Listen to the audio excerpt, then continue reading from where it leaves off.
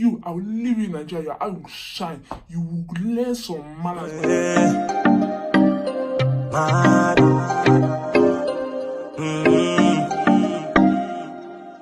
Gucci, Louis, bags, Sachi, Louis, glasses, Gucci. Hey guys, and welcome back to my channel. I know I just dropped one video and I disappeared, but I'm telling you, uni slapped me in my face. Exams was coming up, assignments were due. Now all my assignments are done, all my assignments are submitted. With free baby, summer 19, here we come. Basically, I was watching one of Izzy Reels' this story on how she got shipped back to Africa, and I was like, I was just laughing. It was so funny because it's like something similar happened to me. So I just decided, you know what, I'm gonna tell the story. I'm gonna be telling a story time about how my mother left me. She left me in Nigeria at the age of 14. Like, it was my 14th birthday and she was gone. She left me there. I'm gonna tell you how that happened, right? Or how I got shipped to Nigeria for my 15th birthday. See, when I was 14, yeah, I was a troublesome child. I was rude. I was always getting in trouble in school. I was always staying out late. Like, my mom would tell me, make sure you come back before it gets dark. As I see, before those street lights come on, be home. It's gonna be like 11, 12. I'm just pulling up to the house. She's like, where have you been? Like, I would leave the house. I would turn off my phone. You can't contact me, nothing. It's just, you just be like, this child has gone missing. So she had enough. I used to always get suspended in school. I was always fighting. I would get excluded. I didn't used to take school seriously. Like, I would just go to school for banter. Like, I wasn't taking anything seriously. Like I just took life as a joke. Like, it was mad. School, every time I used to get in trouble, my mom would say, I will leave you in Nigeria. I will shine. You will learn some manners by force. They always say that to me, and I say, my mom will leave me. My mom will leave me. Come. She left me. She was gone. She was gone. I said, yay! Hey. I'm gonna tell you how that happened. Personally, in my personal opinion, you can agree to disagree, but in my personal opinion, I don't think I did anything that spectacular to have left me in a whole different country. Like, she told me we're going on holiday, we're going to see our grandparents, that your grandparents want to see you. This holiday lasted 10 months. I didn't come back. The holiday lasted 10 months. She had shown me a return ticket. So I'm like, yeah, I'm gonna come back. I'm gonna come back. Yeah, I'm coming back. She's not gonna waste her money like that. Who would waste her money like that? Clearly my mom would. Clearly she would. She booked a return ticket. She didn't care. She said, fuck that ticket, fam. I didn't come back. Mama said to me, yo, Nana, you and your brothers, we're going on holiday. We're going to see your grandparents. Obviously, your grandparents want to see you. They're getting older. Cool. And she had told me, I think she had told me we're having a stopover in Paris. So me and my 14-year-old, me and my 14-year-old self, I was like, yeah, I'm going to Paris. Then I'm going to Nigeria. I'm going to drink some Nigerian Fanta. If you know about Nigerian Fanta, yeah, you know that Fanta ain't the same as the UK Fanta. Nigerian Fanta is sweet. So cool. I'm like, yeah, I'm going to enjoy myself in Nigeria, this and that. Not knowing I was out. Baby girl, you were not coming back. I said, who?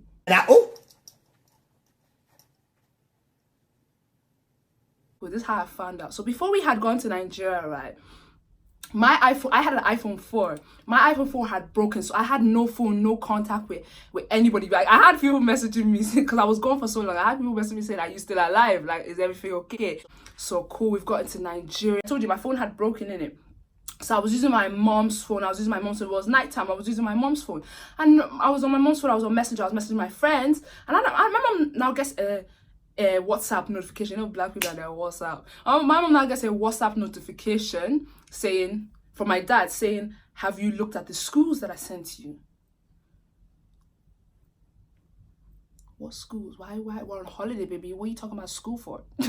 Schools? I'm thinking schools. I'm like, you know me, I'm 14, I'm nosy boy. I used to read my mom's messages all the time. So I went into her messages. I was like, oh, what's she talking about? So I scrolled. And I'm now reading the chat. I'm seeing, have you checked schools that this girl, we need to leave her in this country. She needs to go to school. She needs to learn about her culture. She needs to have some manners, this and that. And this is what my dad's saying to my mom now. Mom's just saying, okay. I'm saying, hey. I'm like, hey. So these people are plotting to leave me in this country when I'm meant to be on holiday? It's a lie. I said the devil's a lie. I said my mom wouldn't leave me here. She wouldn't leave me here. She wouldn't do it. That was in my mind. I said I can convince her. She's not gonna leave me. She's not, baby. She left. She was gone. Like, it was me, myself, and Ibadan. I was in Ibadan. I was in secondary school in Ibadan. It was no joke. So cool. I've not read the message. I'm like, okay, cool. I'm gonna ask her about it in the morning. So the morning I came, I go to my mom. I was like, oh, I saw this message on your phone. Like, what's it about? Like, I saw schools. What's the schools? She took her phone. She said, hey, give me my phone, Jerry. Why are you reading my messages? I said, back then I said, whoa. Sorry, ma. Sorry, ma. I left it. I was like, okay, let me just continue my holiday. Like, I have a return flight. All I have to do is just go to the airport. I'm going home. I had that mindset. So I'm not chilling. Like, family in the house. Family was saying, oh, you know, schooling in Nigeria is not that bad. Why are we having this? Why are you telling me this? I was just thinking, why are you telling me? Not knowing that's their plan. All of them knows about the situation except for me. Everybody knew except for me. So cool. And I think the next night again, I've used my mom's phone again, and she now gets another message, and they're still talking about schools. I'm saying, nah, I'm not gonna let this go. They're leaving me. They're actually leaving me. I've got to my mom. I've woken her up. I said, you need to tell me what's going on. You need to tell me what's going on. She was like, you know, I love you. I just want what's best for you. I'm not leaving here because I hate you. She started crying. I said, I'm sorry. I'm sorry for everything I ever did. I'm sorry I woke up with later again. I'll be good in school. You're crying and you're talking. Oh, I was crying. I was talking. I said it's all over. I was crying. Bear in mind, this is around October time, and my birthday is in October. Well, I found out I was going to Nigeria basically the night of my birthday. I just turned 15, and we were meant to all be singing happy birthday to you, but I'm here crying. So cool, I'm here crying. Like, it's my birthday, how can you do this to me? What kind of birthday present is this? My whole birthday, I stayed in bed the whole day. I didn't move, I didn't go nowhere. My mom can testify. They were trying to be nice to me. They're like, let's go here, let's go there, let's go eat here. I said, I'm not going nowhere. It was like 11 p.m. when I left the bed, and I think we just went and got food and came back. I had no more tears to cry. The tears had finished. I was finished crying. Now I'm hungry, so let's go eat. So cool. I just said, let's go. I said, I want to go eat. She was like, let's go. So cool. We went to eat. This is that. I'm fuming. I'm just sitting there, I'm eating my rice. We went to Mr. Big's house. I'm eating my fried rice and my meat pie. I'm fuming. But I'm hungry, but I'm fuming. So the next day, they're like, yeah, you have to go and write an entry exam to this like school that you're going to be going to. I'm thinking, an entry exam? Because in Ireland, right, entry exams usually determine if you're going to get into the school or not, if I'm not wrong. So I'm like, entry exam? Say no more. I'm about to write bullshit. So it was maths and English. I think they asked me some next question. Let me just give you an example. They asked you, what's 4 plus 4? I wrote 44. Like, I don't know. Don't ask me questions. I don't want to go to your school. I was writing nonsense. The English, my handwriting was all over the place, and I was doing it on purpose. They were asking me, write a sentence like this. I was writing the sentence backwards. I was writing bullshit. I was like, yeah, I'm going to flop this exam and cool. I'm not going to be able to go to the school. That's how I was thinking in my 14-year-old mind. Not knowing that if you like pass the exam, or if you like fail the exam, you're still going to enter this school. I said, wow. So cool. It's now approaching the date that we're now meant to leave Nigeria. I've now accepted that I'm actually not going to leave, because she had bought school stuff, bed sheets, everything I'm going to need. Like, she's packing my bag for me at this point. There's nothing I can actually do. I'm like, cool. I've accepted my faith. I've accepted my faith. I'm about to stay in this country. So cool. I'm like, where I went to do my test, it was in the city, it was in Lagos City. So I'm like, okay, cool. I'm going to be in school in the city. Like, it's not going to be that bad. That's what I'm thinking in my head. So cool. The day of going to the school now comes. It was the driver, my mom, and my 2 brothers.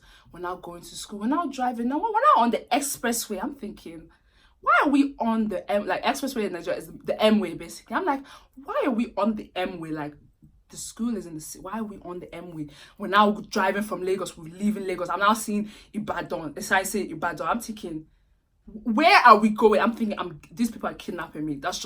They're kidnapping me at this point. We now take a sharp right off the M way, and we now drive into this village. It's like just one narrow, like one car can only drive at a time. One narrow, like long road, and on the side is like a river, and there's people showering in the river. There's kids in the river. like showering in the river, like a dusty road. Just one, like this, you can't see where the road is leading. It's just like this, a dusty road and trees all around it. It's just, it's like a rural area. This area didn't even look like it had light.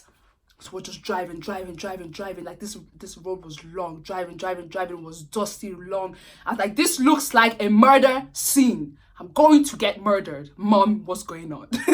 What is going on? Driving. We now pull up to this big ass gate. Like this pink, I think it was pink. This big pink gate.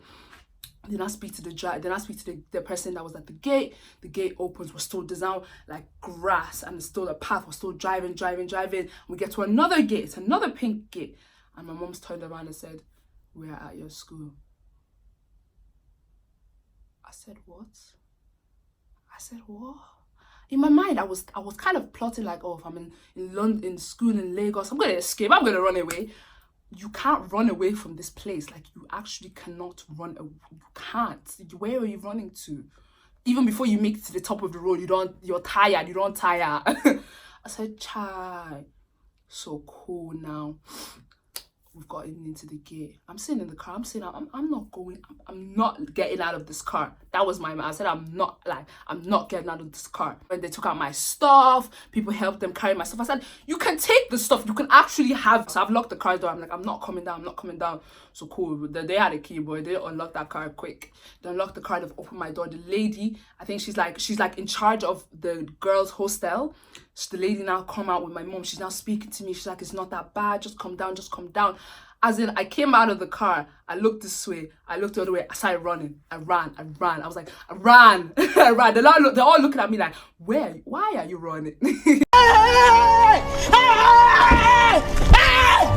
Why are you running? He's looking at me like I'm mad. I'm like, I'm running away. I was just making a scene at this point. So cool, long story short, they dragged me into the place. I've gone into the place and my mom is like, yeah, we're gonna have to start going. Like, I could see in my mom that I thought I was gonna be, my mom was a very soft-hearted person, right? So I really thought I was gonna be able to convince her. Like, I could see in her heart that she didn't want to leave me there. Like, cool, my parents have left, my brothers have left, everybody has said goodbye. It's just me, and it's just me. I'm standing in the middle. I'm gonna try and insert as much pictures as I can to explain this properly. So I'm standing in the middle of the compound, like in the middle of the where the gate was. I'm just standing there. I'm just looking left and right. The lady's now trying to pull me like, come on, let's go to the dining and get some food. I'm thinking, I don't want your food. Like, look at, she's dragged me straight to the hall. She's like, sit down here. These are your classmates. I'm looking around. I'm like, and they're all saying, hi, nice to meet you. I'm looking at them like, they're probably thinking this girl's a bitch. Back after lunch, it was like, you go back for a nap. So we've all gone back to the girls' hostel now. They've showed me my bed. It's like bunk beds, like a whole row of bunk beds. I'm like, how can I live here? Like, there was at least like 10 girls. Like, it was a small school. It was a private Christian school, right? I was lying in my bed like, how the hell did I get here? How do we get right there? Like, no. Who and what? I'm just hearing crickets. I'm lying in my bed. I'm hearing crickets. I'm still thinking to myself, how did I get here? I start bawling. I start crying. As in those few days, I've cried so much tears that I have ever in my life. I was crying. Like, the girls were thinking, are you okay? I'm like, don't touch me. I made some good friends. All I have to say, guys, if your parents ever threaten that they are going to leave you in Nigeria because you're being stubborn or you're being bad, believe them. Believe them, because if they're like my mom, they will leave you there and you have nowhere to go. You cannot run away. Hope you enjoyed that story time. That's how I got left in Nigeria for my 15th birthday. That was my birthday present. I got left there. That for my birthday. That's all that happened. I hope you enjoyed the story. And thank you for watching. Stay tuned. I'm coming to you guys consistently. I'm gonna try to do at least 1 or 2 videos every single week. So yeah, stay tuned. Bye. Thanks guys. Please like, comment and subscribe.